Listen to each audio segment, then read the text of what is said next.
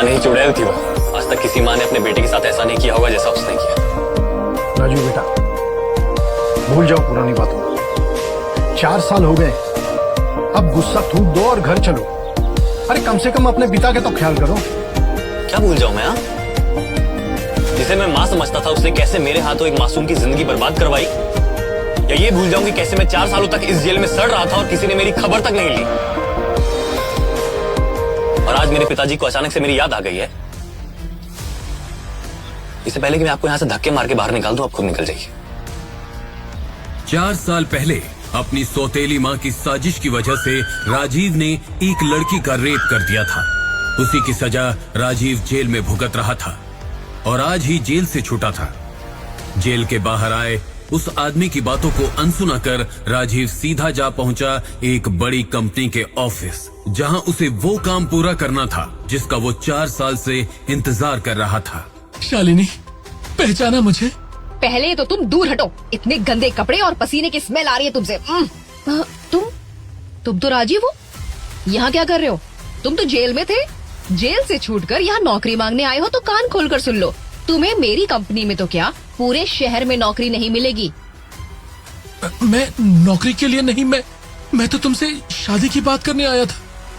शालिनी की बात पूरी होती कि तभी वहां एक आलीशान लिमोजिन आई और उसमें से ब्लैक सूट पहने एक बेहद अमीर और हैंडसम लड़का निकला। उसे देखते ही शालिनी उसके गले लग गई और राजीव के सामने ही उस लड़के को किस करने लगी। अरे अरे बेबी, क्या हो गया है? इतनी वाइल्ड क्यों हो रही हो? कहीं तुम्हें पता तो नहीं चल गया कि मैं तुम्हारे लिए ब्लैक डायमंड की रिंग लाया?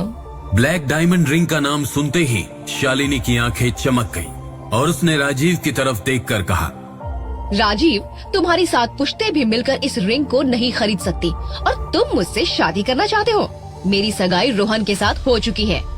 हाँ, अगर तुम चाहो तो हमारी शादी में वेटर का काम कर सकते हो। शालिनी की बात पूरी होती कि तभी बहुत तेज आवाज के साथ तेज हवा चलने लगी और काले रंग का हेलीकॉप्टर सड़क के बीच लैंड हुआ और उसमें से 2 लोग एक साथ उतरे। शहर का सबसे बड़ा बिजनेसमैन और एक रहस्यमयी आदमी। उस रहस्यमयी आदमी ने राजीव को सैल्यूट मारकर कहा, राजीव सर, आपको हमारे साथ अभी चलना होगा।